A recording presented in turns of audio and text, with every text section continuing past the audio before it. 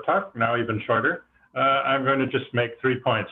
First, that the ability to see the future as multiple possibilities. This is one of the basic and important powers of the human mind, and maybe specific to the human mind. It may be something in our evolution that produced this capability that is lacking in other creatures. Second point, determinism, the view that the possible and the actual in the long run are exactly the same and nothing else was ever possible. This is profoundly unhelpful as a basis for psychological theories. We need instead to think of multiple alternative possibilities for almost everything we analyze. Indeed, the deterministic approach is, if anything, counterproductive because it blinds us to the important things that we seek to explain. And in the last minute or two, I'm going to say, I think it's probably wrong anyway, the determinism. So I'm thinking we shouldn't pay it a lot of heed. So the first point, which is my main one, is that this is a crucial and distinctive feature of the human mind, that we can conceptualize the future leading in different directions to multiple possibilities. And so the human agent, unlike the agents of almost all the other animals, can really operate on the basis of moving toward multiple possible futures and selecting among them. I think of this as the reality of mere possibility, that some things are really possible that will not come true. That's how we operate every day. And so the task of psychology is to explain that basis, and denying the reality of alternative possibilities as determinism does, again, does not help us at all. Psychology spent most of the time studying the past. It studies the past extensively. It goes back to Freudian psychoanalysis and reinforcement history, and more recently, endless research on memory, how people remember the past, much less on how people think about the future. Although about 10 years ago, the brain researchers started to find out that the brain sites that are used for remembering the past are also used for projecting the future. And some of the weird features of memory make sense in the idea that the brain evolved not so much to replay the past, but to envision the future, and our episodic memory is a byproduct, perhaps, of that. Anyway, when psychologists got around to studying the future, well, I suppose they thought the logical first thing to do was to study prediction. Well, let's see what people think is going to happen. And we've learned a great deal from there. I don't wish to be critical or disrespectful, but I think it's missing some crucial things that really the pragmatic perspective, going back to William James, that thinking is for doing. When we think about the future, we want to predict not so much how things will turn out, but what are the choice points and performance demands at which things can go in different directions.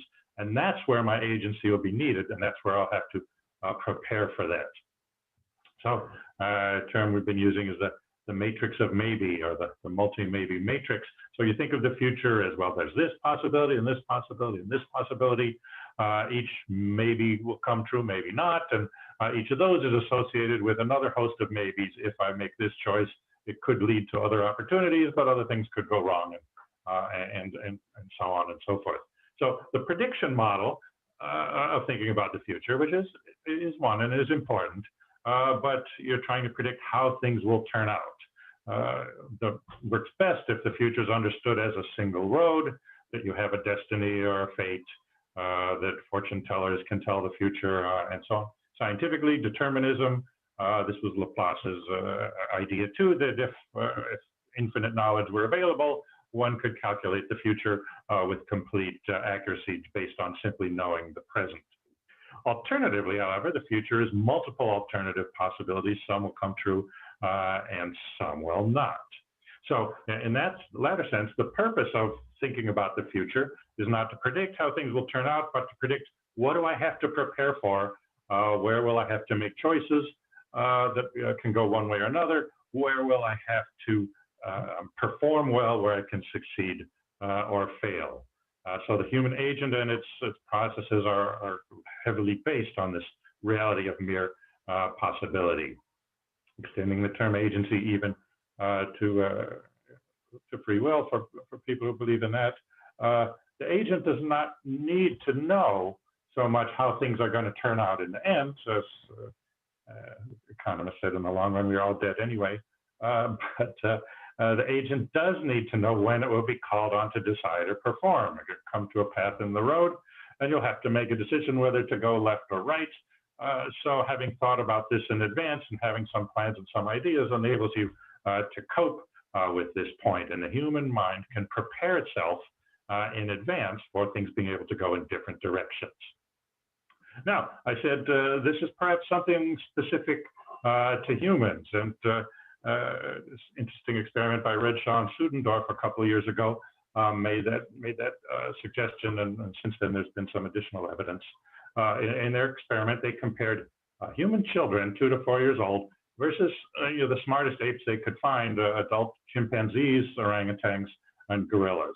So what they started by training everyone. They would drop a treat into a tube, into the top, and it would come out the bottom. And after it came out the bottom, it would fall into a hole and be gone forever unless you put out your hand and caught it. Well, everybody learned that. Everybody wanted the treat. Everybody learned to manage it. Then they modified the tube so there are 2 openings at the bottom. It could come out to the left or to the right. And so then you're just putting out your hand on one or the other, you're guessing, and your probability of success is only 50%.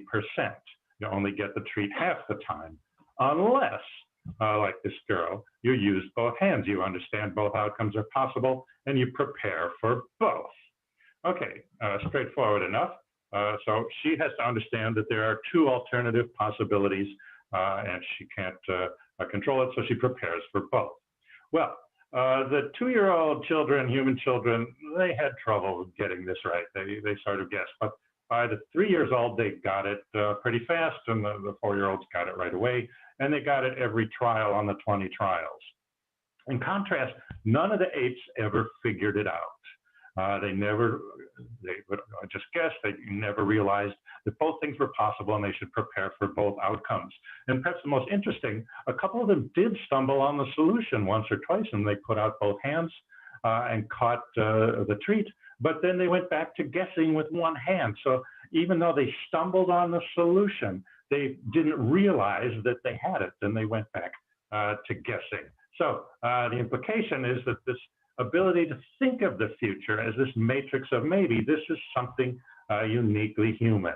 That the special processes in evolving the human mind enabled us to project into the future and conceptualize these multiple alternative possibilities, presumably because that was very useful and adaptive for us. Our colleagues and I had a review article in Psychology and Consciousness a couple years ago, where we reviewed a variety of other evidence from social psychology and related fields about, again, thinking of this future as a multi-maybe matrix. There's some old findings that people will bet more on something they don't know the answer if it's in the future than in the past. So in one case, it was the outcome of a football game. Another, somebody else's child. Is it going to be male or female? This was back before there were 100 and whatever genders. But regardless, the odds are the same. You don't know the outcome, whether the game was yesterday or tomorrow, but somehow people are more willing to bet on it. If it's tomorrow, there's more, some kind of subjective sense that it's still possible to change. It's still possible that I can control it in some way, although with the game or birth of a child, you can't do that. Another line of work based on this is a long tradition that emotion people think of as to drive behavior, based on the idea that fear makes you run away and survive. But the evidence for that is remarkably weak, and there are very few other examples. And we reviewed the literature on emotion some years ago, and emotion really doesn't have that strong a link to actual behavior in terms of the emotion that you feel now, but anticipated emotion does. If you measure how people think, well, if I do this, I'll be happy. If I do this, I'll feel guilty. If I do this, I'll regret it and be sorry. That's tremendously potent. And so the exciting implication to me is that the human emotion system is not there to drive behavior. And indeed, when we act based on current feelings, we're often sorry. We do impulsive, regrettable things. But that the human emotion system is much more for evaluating these projected futures. And you can think of three or four possible ways that things could go in the future. And then say, well, I'll be glad if there's this one, and I'll be unhappy if it's this one. So I'll pick the first rather than the second. Again, human mind designed for a matrix of maybe. People moralize the future much more than the past. There's a line in a paper by Caruso some years ago saying that, well, if something's immoral yesterday, it's going to be immoral tomorrow. And moral rules don't change that fast. And yet, people act as if they do. They prescribe much stronger moral reactions to something in the future than in the past. And our own follow-up showed that they apply that even to themselves, which you might think would be different because nobody wants to be punished.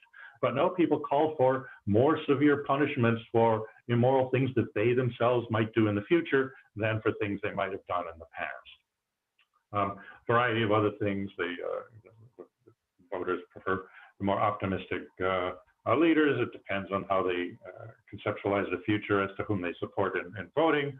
The findings that people pay more attention to potential than achievement is irrational. I mean, a letter of recommendation that says someone might win an award gets a more favorable reaction than saying, well, the person has won an award. Even though the person might win an award, that's only a chance and that's in the future, whereas having won it you should be more valued more highly, but people irrationally put it the other way, again, putting greater emphasis on the future.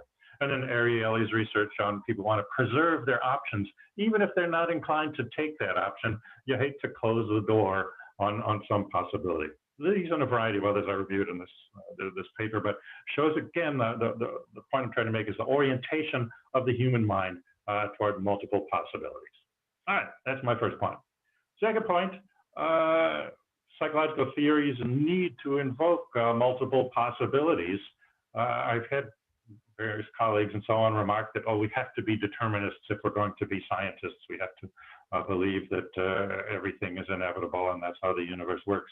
And I don't really think that's true. I'm speaking of someone, I used to be a determinist and I've kind of gotten over that, but I sort of know both sides of the debate and I understand the appeal, but determinism is not really helpful. Again, determinism is the idea that what actually happens is the only thing that could happen in that possibility, unless the universe had been different going back to the Big Bang. Now, this argument, this deterministic position, I want to point out, pushing back against the idea that, oh, scientists all have to believe in determinism. Determinism is not proven. It's in fact impossible to prove that everything that happens is the only possible thing that could have happened in that situation. It's certainly contrary to everyday experience when we have the feeling there are multiple possibilities, and it doesn't fit our data either, which are relentlessly probabilistic rather than deterministic. None of these four things prove that determinism is false, but it seems illogical to say that scientists have to believe something that's unproven, unprovable, and hard to fit with our data, and so on. I'm going to argue it's unworkable as a basis for psychological theory. If a paper under review that goes through a variety of things that psychologists study, and essential to them is the idea that there are multiple possibilities. Here's a list of some of them. A threat. Threat is something that's bad that might happen, but it also might not happen. Say it's a threatening situation when you're standing in front of the firing squad and they're pointing their guns at you. Well, that's too late. The danger came much earlier when you did the things that were going to end up putting you in front of the firing squad. Opportunity on the positive side is something good that might happen but might not happen. Success and failure only meaningful if the other one is possible. Indeed, competition is based on multiple possibilities. Any games are based on the assumption that one team or the other can win, and this is not just a weird feature. Everything everyone does in the game is based on that assumption that multiple outcomes are possible. Choice we study endlessly. Again, it's the assumption that multiple things could happen there. Moral judgment is a judgment should the person have acted differently in that situation, which seems to assume that the person could have acted differently in that situation. And we can go on and on. Let me mention a couple of the interpersonal ones. Negotiation. again, something that's not found in the animal world. Likewise, compromise, they don't get that, but it's very pervasive in human life. And again, it's based on the assumption there are multiple possible outcomes. I would like one, you would like a different one, but we can find something in the middle that'll be satisfactory to both of us. You know, the essence of the benefits of economic trade is both sides benefit. The buyer wants to buy, the seller wants to sell. And so if they can find a price in the middle, then they're both better off. So we could go on and on with these, but again, much of what we have to explain and analyze in psychology is based on this multiple possibilities.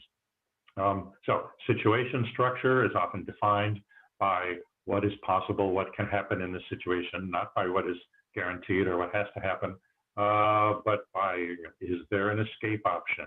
What are the possible implications if I do this or that? I want to point out too, determinism is pretty hard to implement into your daily life. My friend, Professor Jeff Sherman, has this remark, we cannot choose to act as if we have no choice. And that's struck me as a profound and clear truth too. And that's neither here nor there, but again, it makes me think determinists don't really live that way. They don't raise their children that way. They still act like they believe in moral responsibility and multiple alternatives and things like that. All right, in the last couple of minutes, let me say why I think I've grown skeptical that determinism is even defensible anymore. You know, Laplace had this thought experiment that if the supermind knew every particle in the state of the universe, the state of every particle in the universe at a particular time, and knew all the laws of nature, then it could, with perfect accuracy, calculate the future or the past just from that. But that thought experiment could not be done because, as we got from relativity theory, there's no simultaneous moment for the universe. We can't blame Laplace on that because relativity theory was only invented a century after he was alive. But this thought experiment that's had such an influence on Western civilization, it's not possible to do. And a more complex argument, which I haven't seen anyone else make this point, but it's really, I think, an example of circular reasoning. So suppose you could get past the problem that there's no single moment of the universe. Suppose you could conceptualize somehow and know everything in the universe and all the laws of nature. Well, you'd have to know not just some basic principles, but you'd have to know how all the causes interact when multiple causes converge. In any given situation, there are always multiple things going on. When causes converge, which ones take priority over which ones interact and reverse or reduce the effect of others. You'd have to know all of those possibilities. And here's a crucial point. Every moment in the universe is unique. So there's a unique combination and a disposition of all these causes. So you'd have to know every possible one, including you'd have to know exactly at this moment with this particular configuration of particles and causes, you'd have to know what does this lead to, which cause takes precedence over which other causes and so on. So you'd have to know what comes next. And that makes the deterministic argument circular because, okay, I know what happens next when there's this particular state of the universe. And from that, I infer that we can predict what comes next based on the state of the universe. Again, that's if I know X, then I can predict X. But again, like I said, that's circular. Well, anyway, that's the minor part. I think the earlier ones I wanted to be important. So to conclude, and the human mind thinks of the future as having multiple possibilities, and it does this to prepare for the future. Psychological theories need the reality of mere possibility. Thank you, and if you have thoughts or suggestions, this is an important topic to me, and I'm doing my work, please, there's my email address. Please feel free to contact me and send me your thoughts. Thank you.